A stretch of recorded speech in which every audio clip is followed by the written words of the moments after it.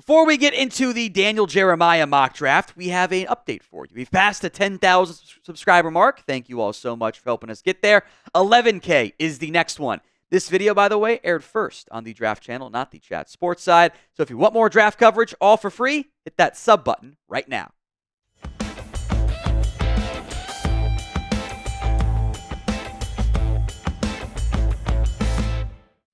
I always like Daniel Jeremiah mock drafts because they're normally a little bit different. And he's got Abdul Carter, number 1. Now, as a reminder, DJ bases his mock drafts on what he's hearing around the league. The top prospects are what he thinks it should be, not what he thinks it will be. So Carter goes number 1, citing the Chad Brinker comments about passing up or not passing up on a generational talent. So no quarterback number 1. Tennessee gets the elite edge rusher. And then Cleveland also passes on a quarterback. He's going Travis Hunter. Now, of note, DJ likes Hunter more as a receiver who moonlights on defense. Maybe it's like 65-35 preferred defense versus offense, but that's going to be a long, in-depth conversation. So it's the quote-unquote top 2 players off the board, number 1, number 2. That leaves the Giants. They get their pick of the quarterbacks, and they take Cam Ward, who I do think fits pretty well with what Brian Daboll wants to do on offense. The gunslinger, strong arm, the mobility. Maybe some questionable decision-making, but Ward does fit, I think, pretty well. Then it's Will Campbell, who DJ calls a safe player, which always worries me because when it's the safe player, I'm just triggered by Aaron Curry not being a very safe player all those years ago out of Wake Forest. But protecting Drake May is a must for New England. With Trent Baalke out, the Jags can now take Michigan players again. I'm not even kidding about that. There's real evidence there. Mason Graham, the Michigan defensive tackle, great quickness, good contact player. I think reminds me of Carlos Watkins a lot. Jags do need defensive tackle help.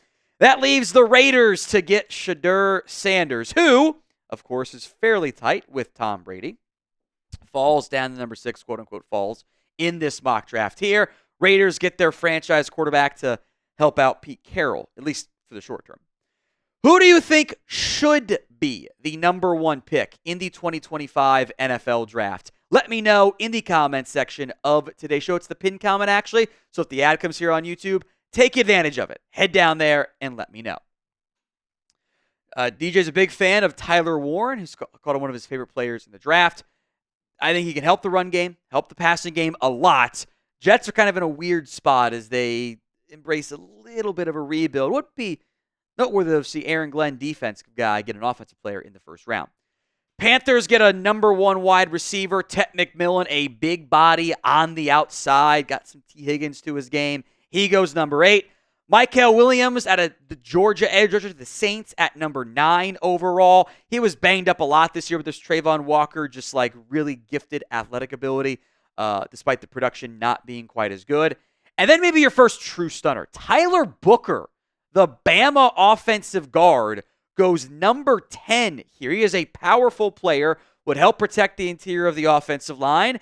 And we did see the Lions, not that Ben Johnson was making the call, invest in offensive linemen and sometimes surprise picks in the first round. Back-to-back, likely interior offensive linemen. I love DJ's comp for Armand Membu, by the way. Had him as Elijah Vera Tucker. I like that. Tackle who can play guard, but there's probably going to be a guard at the best in the NFL, but has also played tackle at Missouri. The Niners need investments on the offensive line. That one you might see a lot of as we move forward in mock drafts. Not a surprise of Ashton Jeanty going to the Dallas Cowboys here. You know, Brian Schottenheimer statistically does like to run the football quite a bit. If he gets to 12, I don't think many would be surprised by that one. Number 13, Kelvin Banks. So I think what Steve Sarkisian does on offense is the closest thing there is, I would argue, to what Mike McDaniel does on offense with the motion, the quick passing game. So I do think whether it's guard or tackle for the Dolphins, they have invested in tackles recently too. This does, I think, fit pretty well and helps protect Tua, which we know is a very, very big deal.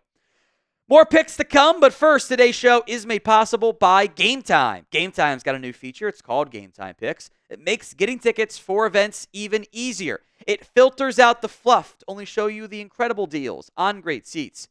Doesn't waste time searching through thousands of different tickets. Now, maybe the big game is a little bit too expensive for you. That's perfectly fine. There are basketball games, there's college basketball games, there's concerts, comedy, theater, and more. Keep an eye out for the super deal. It is the best value for that particular event. The Game Time guarantee is this. You find tickets in the same section and row for less. Game Time will credit you 110% of the difference. Download the Game Time app today, create your account, and redeem code CHATSPORTS for $20 off your first purchase. Now, terms apply. But again, create your account, redeem code CHATSPORTS for $20 off. That's CHATSPORTS, ChatSports, for $20 off. Terms apply. Link in the code in the comments section and the description of today's show. Number 14, one of my guys, so I love seeing DJ throw some love here. Jahdae Barron, the Texas corner. DJ thinks he'll get some more buzz as the draft process goes on. This guy's my type of player. Physical, ball skills, good quickness. I think the arm length might be a concern for some, but I have a first-round grade on him, so I'm happy to see I'm not crazy on that front. That is over, though, Will Johnson, which I was surprised by. Jeremiah calls Johnson a quote-unquote polarizing player. There are some questions about his speed, which we'd actually mentioned on previous shows. Falcons at 15, though, I think we'd be pretty happy with that pick. Jalen Walker, the Georgia linebacker, kind of an interesting undersized option. But for what the Cardinals do on defense, I really like the fit of Jalen Walker at number 16. That's one I real chance I mock that one a lot myself. Walter Nolan, number 17, out of Ole Miss to the Bengals there. DT, the defensive line, is a big area of concern.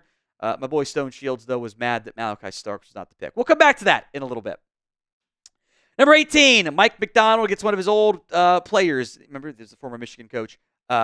He takes Kenneth Grant, the defensive tackle.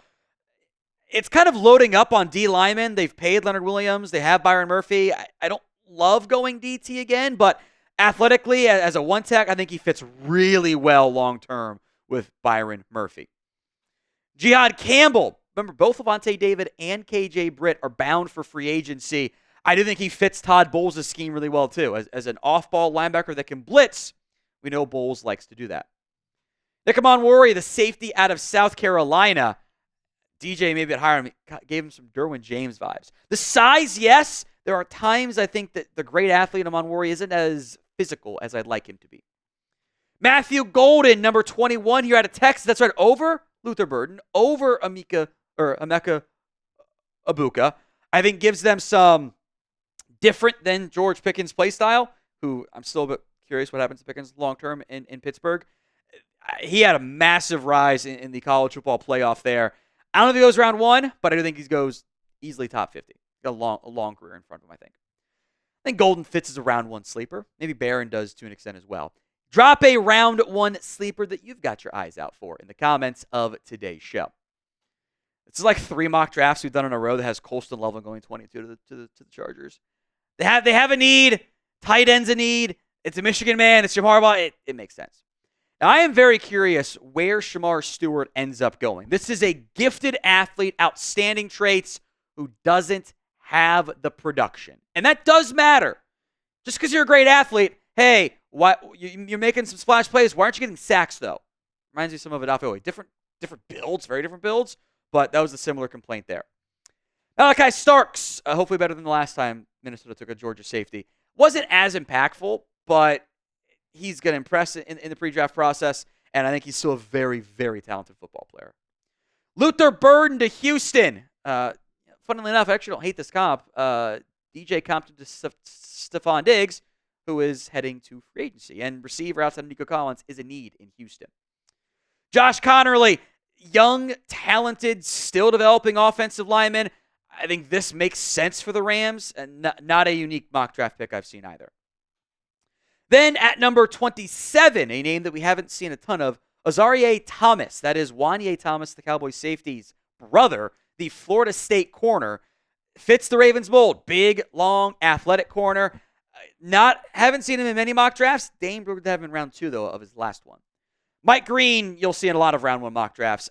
Undersized, he's not the biggest edge rusher, but he fits. He was productive. He wasn't a massive liability against the run. At minimum, I'm seeing situational pass rush stuff in the back of round 1. That's got a lot of value. I love the pick of Josh Simmons here out of Ohio State to Washington. You're getting an offensive lineman to help protect Jaden Daniels going forward. That always makes sense. Coming off the knee injury, medicals are a concern, but that is a very talented player who was great in a small sample size for the Buckeyes this season. Derek Harmon, deep defensive tackle class. He's off the board here at number 30. I think was pretty disruptive, offers some good size. Decent pairing with Ed Oliver moving forward. TJ Sanders, who DJ mentions that he hadn't seen much buzz for Sanders, but he thought his tape was really good. So this might be more of a Jeremiah pick than like what he's hearing around the league pick. Another DT would be something for Philadelphia, who is likely good chance to end up losing Milton Williams, by the way. Then James Pierce Jr., elite speed, pass rusher extraordinaire. Real questions about his size and his overall run-stopping ability, but shoot. Chiefs getting a third down pass rusher, that's at 32, that's got plenty of value. So grade the Daniel Jeremiah mock draft for me. A, B, C, D, or F. Let me know in the comments section of today's video. Some other 2025 NFL draft prospects not in round one. Two Ohio State guys, Emeka Egbuka, who was mentioned by DJ. Tyreek Williams, who I like out of Ohio State. Cameron Williams is a gifted offensive tackle, but he needs a year or two to develop. Nick Scorton, Siobhan Ravel have been in plenty of round one mock drafts. They did not make DJs.